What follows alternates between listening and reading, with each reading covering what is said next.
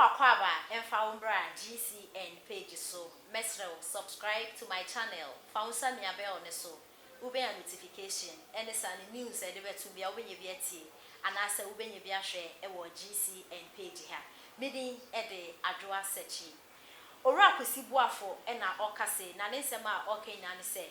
NPP party no a moon pen funibi and pe party nasem cry and Sanso and His Excellency Nanado Danko Kufuado Nasem. Na enyama ekoso Parliament House wono NPP fo omu ehu hwu ade a minority fo no eye no afeyan kasa e no omo ba be na kese a kese omo ho be kire omo Parliament House wo papa na Ghana fo ya akwakoto aba ato aba no e de ama His Excellency Nanado Danko Kufuado wasanso aye president na monto aba na munyi Speaker of Parliament na omboa na dwumadi enkoso wo Parliament House wa ato aba no e de ama minority na mum no mo ato amfa ma majority mo akasa mo nipa se na ebe ya mo de enyama etoto akwan mu a ebe koso jojo na mum no minority fo NDC fo mo am adwo so mo pem asem wo enyama ebe koso wo Parliament House wo no afepa na nakese ebeba na de nti a owura Kusi Boafo eka sei na de say nanka NPP fo mo power sisi minority and a majority no yen sheda ehu de oye minority and yen sheda ehu de oye majority enti nka mo to aba na mo yi Speaker of Parliament no ese nka mo hwem na mo yi mo ankasa mo nipa a oye NPP na mo de ne Speaker of Parliament na NDC ni ya mo yi na ye honorable right aban backben a mo yi ni say onye Speaker of Parliament no aha mana NPP fo de na ha mo na sisi NDC ni ya mo yi ni Speaker of Parliament mo di bibia egu kraka so na mo di kopie mu Parliament House wono ma NDC fo no be ye na abagu ye na abagu na chese His Excellency na Adonai Kufuado e na ne ho ekire no na emo se nka mutumi eyi eye Speaker of Parliament a chese oye majority a oye mo akasa mo nipa ene asem be koso wo Parliament House wo bia na emo se nka muto aba no e na mo yi mo ankasa mo nipa e na oye Speaker of Parliament a ene se nka muto aba na ene ye anka mo na mo ye majority na nka bibia akoso na sisie no Speaker of Parliament amwe ya ofi minority side mo be siden and na mo pesa mo de enyeme bi egu akwan bu kra ebeye because NDC fo ye nkofo bi amo propaganda na ye omo de e kwan ye omo be fa so bi omo pesa omo ba power no e na omo pesa omo fa so enti sa Speaker of Parliament na NPP fo mpanifo ni bi ensuro nyame na omo yi eye NDC ni so ye Speaker of Parliament no omo ayade ye papa na mo akasa fen e na mo ba be hu say na Parliament House wo e ho be ye de ye papa na sem say e na Kusi Boafo e de etuja NPP, be very, very careful. Na mantie, sabi mantie. Ye bomo chiri kakra bi se muntie musi. Hey, minua, ukro mu pete di unamo ebika o. Ukro mu pete edi unamo a ebika. So some of the problems we are facing now. Na ministers ni ayi dia, wo mu nya nko kokobukrom. Fe no wo mo bakro. Say no more bakro. She said, Akoko awuruma no odi na ja kokobo. No so okwa baba beto ana pampansra da ofie. No so okwa baba beto di nkosua na akoko no okono no watudu. Enti we di 10 days nti obeba na kaduo no. Watudu aka ho amna ya duo no. Obeba na kemu ayo. Eh area wan resign, ania wan resign, ania wan resign, ania wan resign. Wo di ase. Enipa no be ye no ho te se sebe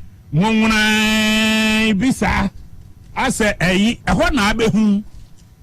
Now we are paying the price and this lesson must be learned in all eyi na ye nyina ye mfensu ye nyansa se mi hu yanka ukura nanka ukojaye no a wosi aja mi hu yanka ukura nanka na waja nanka ave wosi mi hu yanka enti now de Yakubu Samai ehunehuna nobi no na agiri se nobi bedwane wanya muhu de citizen vigilante here. A new form of citizen vigilante is in the offing. Me say 2023 we are all here. Asebi amike mo record on fanto 2023 and ye behu the true character of what will happen in parliament. Uko we ya approve we ya nye we ɛwɔ ne yɛbɛhu wada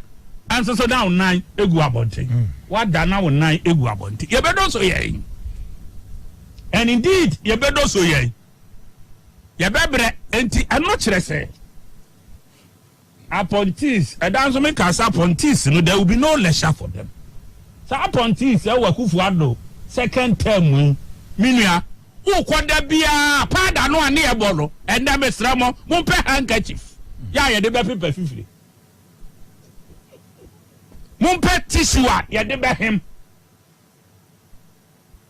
sabe apia ne yɛhwe agu yɛ so ɛnyɛ agodie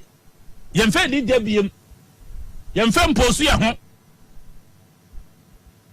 because deɛ wɔ hɔ no ɛso deɛ wɔ hɔ no so ne yɛka ɛnneɛma yi a wobobɔ ɛde fa NPP ɛne NDC wemu ne adeade NDC koraa deɛ yɛ anameka free ideological background biara o ɛyɛ cool makers and wɔn handing over and wɔn kɔte political party cool makers yɛ pressure aba wɔn so and wɔn kɔte political party and wɔn borrow the character of Nkrumahs and then the Buziais and wɔn di bɛ wura mu enti afɛ wɔn sɛ Nkrumahs no edane wɔn sɛ yɛ pam wɔn sɛ wɔn believe in that ideology enti Jerry John Rawlings ɛna no wɔso revolution ɛna ɔde nam ɛna manfo atata no a no onya baabi mfa ɛna ɔde bɛbɔ wura democracy nkakra do buja na tata ye na che se etese okra enkraman sa no akofuru dua so ai afei enkraman no twe na se okra yin so ekom de no so no to be si for afa omunam afei onsi eti this ni ideology bia e the MPP so a center right or ideology or nim dear or pepe MPP nim dear or MPP nim amemwobu or nim bibia ye sustaining power is MPP's dilemma. MPP the only problem you don't know how to sustain power. I don't know that day how to sustain power. Na nye adwen nyansa nimudia ya de hihye niema say yemfa bibi mra ene obenya bi sese ya abuso NDC ba MPP ba mamu omu a omoki nyabu wa kwa Adam se wansuo o wasua na ade no wotenchanti wo ba no ode ba bum